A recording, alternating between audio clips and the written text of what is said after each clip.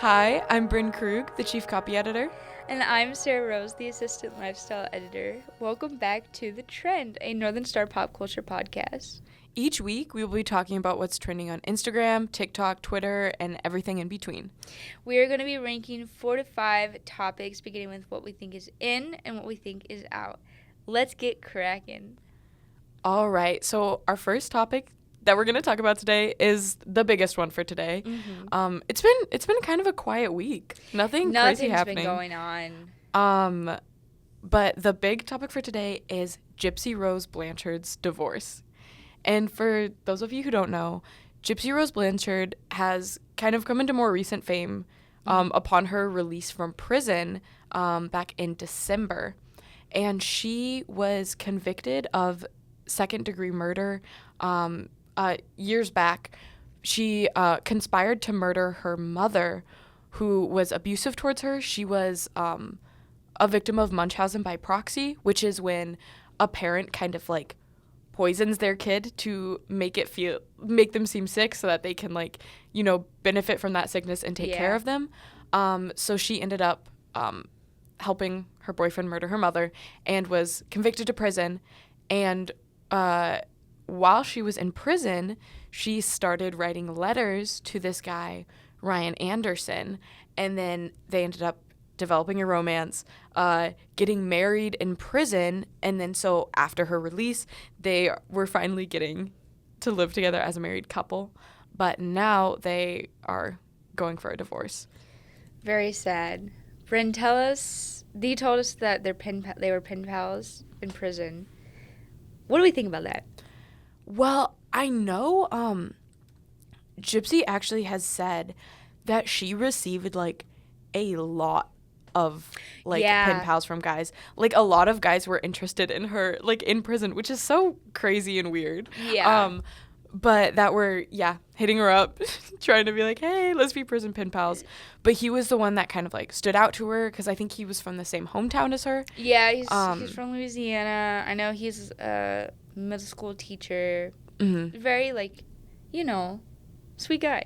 Yeah, he does seem nice enough, and interviews, they seem fine, but it's being in prison and having a relationship with someone only through phone calls, only through letters is so different than actually being in the real world and interacting with them socially and living together. Yeah. And it's those are so many unknown factors that it's I totally see why she would get into the real world and realize that they are not compatible. Yeah. This is not what I want.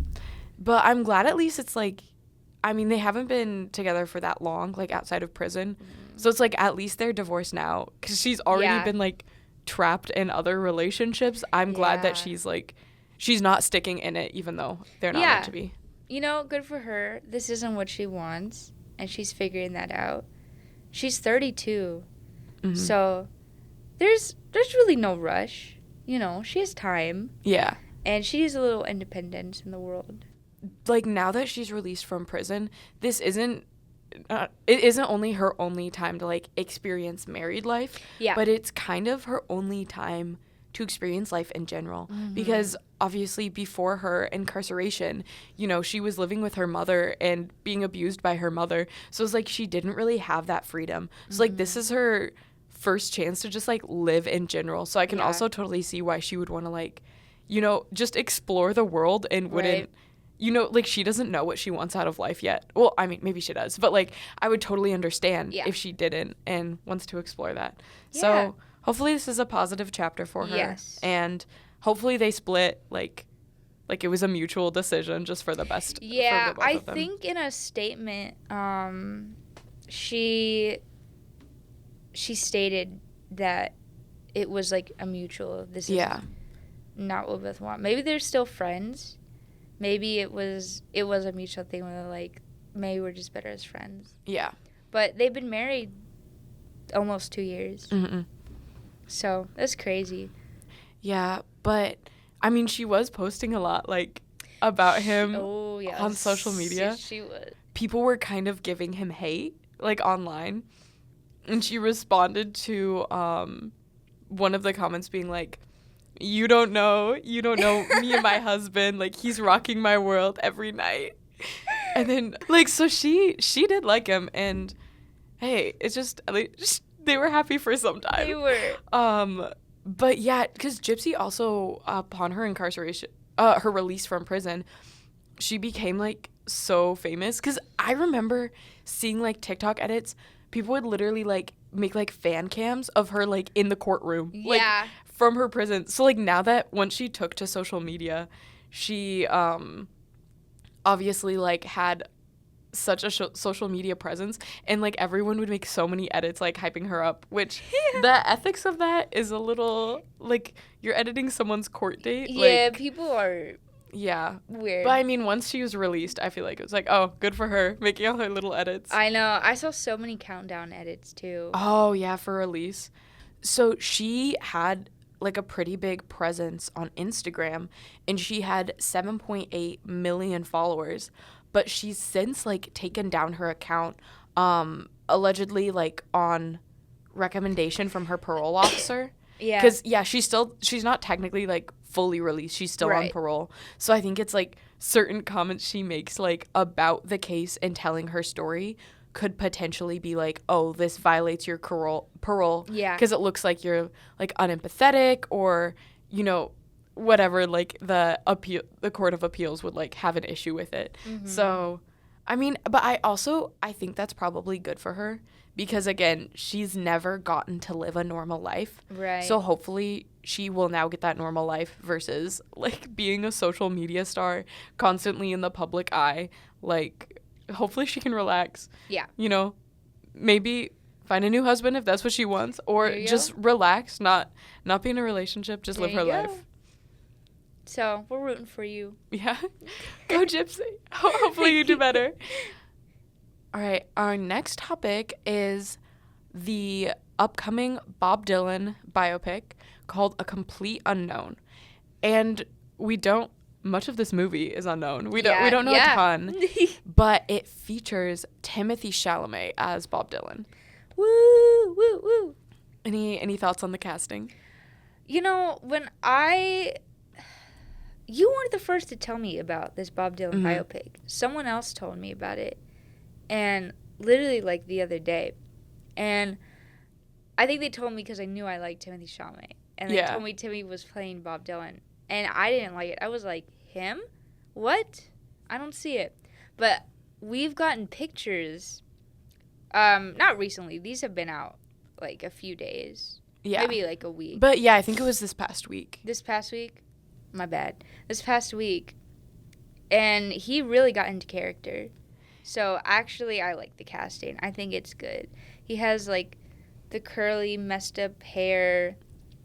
And also, one thing that's good about Timothée Chalamet is when you're doing biopics or when you're doing historical fiction films, you have to cast people who don't have, like, a modern face. Oh, it just takes you completely out of the time period.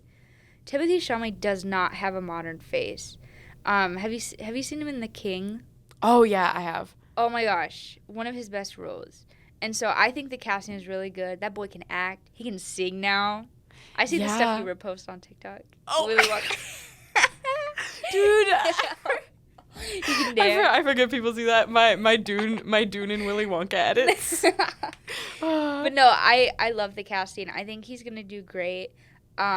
He's a really good actor. I'm reading an article from Vulture, and he stated that he listened to a 12-hour playlist of unreleased Bob Dylan songs to get into his role. So the dedication is there. What do you think about it, Brynn?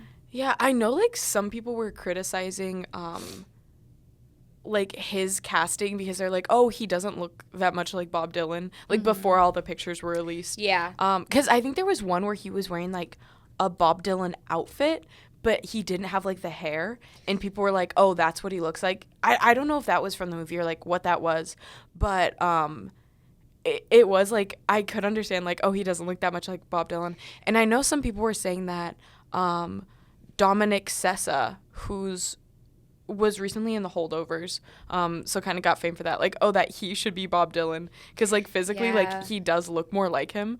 But I don't know, I think, like, now that we're seeing, like, the behind the scenes photos, Timothée Chalamet does bear a resemblance, and I do think he has musical talent. I'm a Wonka. Oh, yes. You know I'm a Wonka fan. I love Wonka. And obviously he's such a talented actor. And he also just like signed a deal with Warner Bros. For like a 3-year contract where he's going to be like an actor and a producer in some unknown feature film. So it's like, It's huge obviously, for him. Timothée Chalamet, he has his credentials. Dune Part 2, amazing. Oh, So yes. I think he can definitely kill the role. Oh, absolutely. I have such high hopes. Like, they knew what they were doing. And he's only 27? Yeah, he's 27. Timothée Chalamet's 27. No, he's 28. What? When did he get old? I thought the age gap was... Oh my god. Yeah, I did not know that. The point being, he's under 30. He's doing all that. Oh my god, I did not know he was so old. He does not look 28. He looks 25 or 26. No, but he's such a good actor, and I feel like He he's is. on his way to become he's already so famous, but I mean Yeah. like cemented like Leonardo DiCaprio or something. Yeah. Where it's like I feel like he is to that level of like notoriety. Oh, yeah. In the world of, like, Hollywood, he's so young that he's already so big, and he's going to get bigger. Because Leo at this age was huge, Mhm. and so he's, like, what Leo was in the 90s. Yeah. But one thing that I saw people talking about that I thought was funny is they're like, oh, kind of like, oh, how you said he listened to that like 12-hour playlist or whatever. Everyone's like, oh, he's doing like all this extensive Bob Dylan research. Like, has he met Bob Dylan? Because Bob Dylan is still alive. Yeah, he is. Like, I feel like people forget that. Like, just assume all older singers are Yeah. gone. But he's 82. He's still kicking. Yeah, he's So, old. yeah, I wonder if he will. Because I believe in Beautiful Boy. I don't know that he ever met Nick Sheff, who his character is based off. I don't know. But that's another, So like, either. he's played characters. He's played real life people Yeah. before. So he does have that experience. So, He knows his stuff. and yeah, I mean, and everyone loved him in Dune. So I feel like this movie will probably do good just because it's Timothée Chalamet. Yeah. But We don't have a release date yet. It'll probably be next year. yeah, But they're filming right now, so. Yeah, I'm excited though. I think I'm excited it'll be too. interesting. I like biopics. I feel like there have been so many recently. Yeah, and there's more to come. Yeah, The we're Beatles we're ones. running out of new ideas. Yeah. Have to just keep taking people's lives. But yeah, it does follow Bob Dylan. It's like a young Bob Dylan before the fame. So I feel like that's also better because it's not like Timothée Chalamet has to portray the role of Bob Dylan that was in the Right. public eye. Like he Yeah. can kind of like no one knows this story in depth, so it's like he can kind of have more creative liberty Yeah. in that sense. Make his own thing of it. Yeah. But shall we go on to our last topic? Yeah. This is an exciting one. Mhm. I love this one. So, Metro and Future recently released a new album, a joint album called We Don't Trust You, 2 Fridays ago now. So it's been about 2 weeks. But Kendrick was featured on one of the songs called Like That, and in it, he makes a huge diss to Drake and J. Cole, which are one of the most, like, very celebrated and praised rappers of this generation. And it's huge because no one noticed it at first, but now people are coming for him, and people are choosing a side. It's a civil war. And I'm going to read the lyric for more like context. Kendrick shouts out first person shooter. He says, F sneak dissin first person shooter. I hope they came with 3 switches. And this is in reference to Drake's song with J. Cole, First Person Shooter, on the For the Dogs album, which came out last October, I think. Early last semester sometime. And the song isn't even bad. Like, First Person Shooter, not dissing anybody. And then Kendrick goes on to say, F the big 3, it's just big me. And the big 3 is Drake, Kendrick, and J. Cole. Oh. So, this may be a feud that it's always been there. It's been, like, sizzling. And now people are like, oh, is Drake going to release something to come back? What is J. Cole going to do? How did he even get in the mix? So it's very interesting in the rap community It's a lot of beef, but I love it. I love the drama. I love Drake and J. Cole so much, but I'm Team Kendrick because I think he's the greatest rapper of all time, of the 21st century. Yeah, I don't listen to a ton of Kendrick Lamar, but like what I hear, like I love, like I'm a big King Kunta fan. I actually like that is the only. Well, I've listened to a couple tracks from the new Have album. you? I was just about to say you. Because we did a review. The Northern Star did a review, and so I edited the review. Oh. So then I was like listening to it while I was editing That's it. the way to do it. But yeah, like that is my favorite, just because I do like Kendrick. So it was like I've been listening to that because I like Kendrick, and I think it's a good song. Has he said like his reasoning for the diss? Like, do we know that? No, he's been staying quiet. Drake posted something on Instagram. Oh, he like posted this 2 days ago, and the caption was, they rather go to war with me than admit they are their own worst enemy. And I don't know, but I read that and I was like, what do you mean by that, Drake? Yeah. His captions be weird sometimes. Sometimes he's quoting things, but I feel like that was a shout out. Yeah, I don't know. I'm also Team Kendrick, but I'm just not. Yeah, That's not because of the beef itself. It's just favoritism. Yeah. Kendrick's music is better, and I've never been a huge Drake fan. I do think he's funny. Like the memes are. I like Drake memes. Ooh, it's freezing. Yeah. Or like the pictures of him like doing like mirror selfies. That's so funny. But yeah, I wouldn't say I'm a big Drake fan. So that's interesting. But no, I was about to say Brynn has a how long is your car ride? 40 minutes. Has a 40-minute car ride. I was gonna say listen to like that, but you already did. Yeah. I'm so happy. No, I've listened to that one a couple times. I like that one. Do you remember any other songs you liked? Let me look. Because we can talk about the album like really quick. I loved the album. I rated it a 9 out of 10. I put like almost every song on there on my playlist, so I liked it a lot. My favorite one is Like That, and then I also like Ice Attack, Cinderella, GTA is good, and We Don't Trust You. Honestly, the first like 6 tracks are 10 out of 10. So yeah, I like what I heard. I don't know that I'm a huge Future fan. Like I do like the features more, and like on Like That, like I don't know that I really like Future's part. Like I definitely prefer Kendrick's part. Oh yeah. So yeah, but I mean they have good features on the album. Yeah, I would just say when this album dropped, it was a good Friday when this dropped because Olivia Rodrigo dropped and they dropped, and I listened to Olivia's 5 songs in the morning, and then when I went to the gym, I was listening to this, and I love when artists don't put like the features in the like who's it by, you know what I mean? So it's a surprise. Every single time a feature came on, I was shocked. I was at the gym, I went, ah. But The Weeknd came on and Young Metro, only his vocals only, if you haven't listened to it. But I knew them right away. He has a very distinguished voice. Yeah. I was like, that's Abel.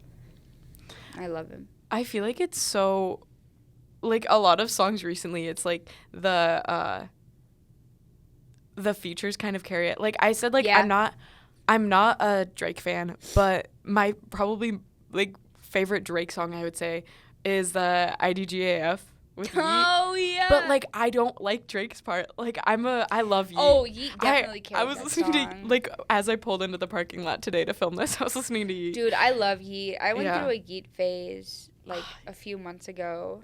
You gotta send me your recs. I really like. I will. I love and then Breathe. Like those are basic, but there was another one I really liked too, but I don't remember. No, I liked IDGAF. What was I gonna say? Oh, Virginia Beach is so good. That's the first track. Mm. That features a Frank Ocean sample. Oh my god. Rich Baby Daddy is good. But what I was gonna say is whenever like rappers release an album, especially if it's a joint album, I know they're gonna cook on the features. Yeah. And I always get so excited. Yeah. So it was a really good album. Listen to it if you haven't. And then, do you want to get into the ranking? I would love to. All right, I'm gonna. This is a weird ranking. This is because they're all like kind of neutral things, in a sense. In a sense, I kind of it's hard because I like right now I'm deciding between Timmy and then Kendrick, but it's like film over music. Yeah. I want to put Timmy number 1. Yeah, Timmy one, because there's nothing bad yet. It's just, here's an upcoming movie. It looks good. It does look good. And I didn't think it was going to look good. And then, so that's definitely in. And then I would say, so do you want to say second, Kendrick and Drake? Yeah. Because even though, Beef isn't necessarily good, it's a good song. It's a good album. We could get a new Drake song yes, as a clapback. And it better be good. So, yeah, it's just fun. Imagine if we get a Drake featuring J. Cole. Ooh. We get new music. We get to eat up drama. Dude. It's lots of fun. So I'd say that's in, too. Yeah, I would say. Yeah, because it has the album with it. So that pairs in it's it, the release. And then last is Gypsy Rose's Divorce. Honestly, do you think it's in or out? Because that's so weird to say that someone's divorce is in, but it is like, now I'm glad that she is, going to continue to be able to like live her best life. And like if they are not compatible, then I am glad that, she had the courage to end that relationship, right. I'm going to say we could put it like borderline. Yeah, I'm going to say let's not rank it because it's a weird thing. It's in because it's a good thing for her, but it's out because they're separating, and I know they were happy together. Yeah, it's like for her future, it'll be good. I'm glad she's still able to live her life, but it's still like it's probably causing her pain. Like divorces aren't fun. No, and they're money too. Yeah. Oh yeah. I wonder how that's all gonna go. Yeah. Because she probably made money with all like the press that she's been doing. She did. And her docuseries, but yeah. I forgot about that. Anyway, that concludes episode number 7, Let's Go, of The Trend. Thank you guys so much for listening or watching if you're tuning in on YouTube. We will see you next time. Bye. Bye.